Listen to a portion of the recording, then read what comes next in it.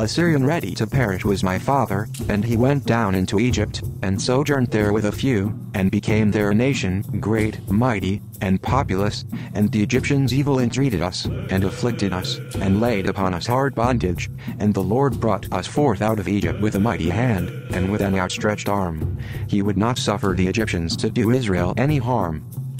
A Syrian ready to perish was my father, and he went down into Egypt, and sojourned there with a few, and became there a nation, great, mighty, and populous, and the Egyptians evil entreated us, and afflicted us, and laid upon us hard bondage, and when we cried unto the Lord God of our fathers, the Lord heard our voice, and looked on our affliction, and our labor, and our oppression, and the Lord brought us forth out of Egypt with a mighty hand, and with an outstretched arm, and with great terribleness, and with signs, and with wonders, and he hath brought us into this place, and hath given us this land, even the land that floweth with milk and honey.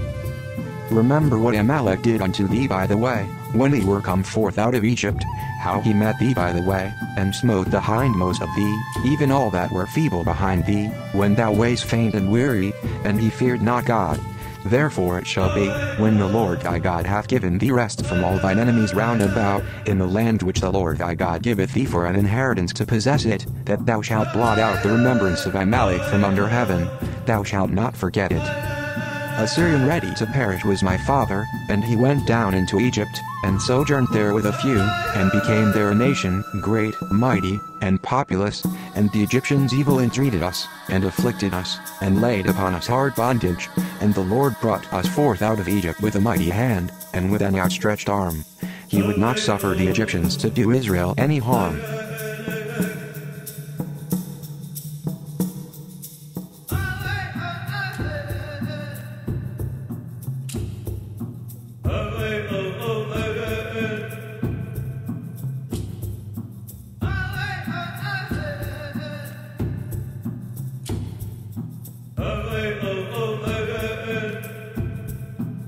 This is April Schulthies, using the computer to generate this message. Why am I generating this message? There is a hidden euthanasia, a silent genocide, just to amuse or please immoral people. This is April Schulthies, and they tried to put me down. I'm a virgin. It's not really on purpose. I'm just not married, so they tried to put me down. You could be put down, too, and you may never even see it coming.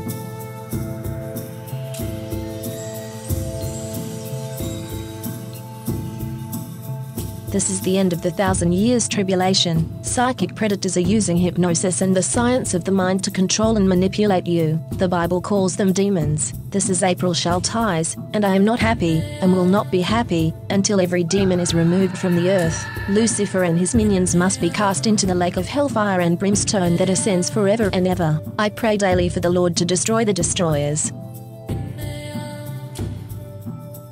This is April Schulthies. Native America is a covenant land, given by the Lord to his covenant people for a perpetual possession. The forgotten genocide of Native Americans on the American continent was not forgotten by God. Was not forgotten by God.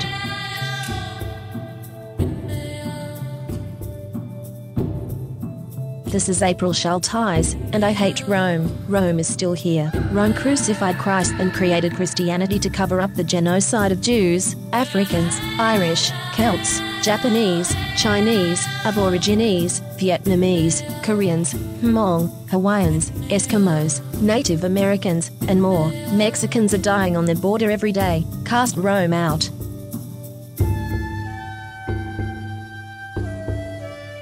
This is April Schulthies. In the book, The Seventh Sense, The Secrets of Remote Viewing as Told by a Psychic Spy for the U.S. Military, by Lynn Buchanan, the author admits that the CIA was using controlled remote viewing, acronym CRV, on targets. CRV makes it possible for them to see and know what targets are doing from a distance, and even control a target's thoughts and actions. When caught, the CIA claimed it declassified and discontinued the program, but it really just changed the name from Centerlane to Sunstreak and continued operations in secret.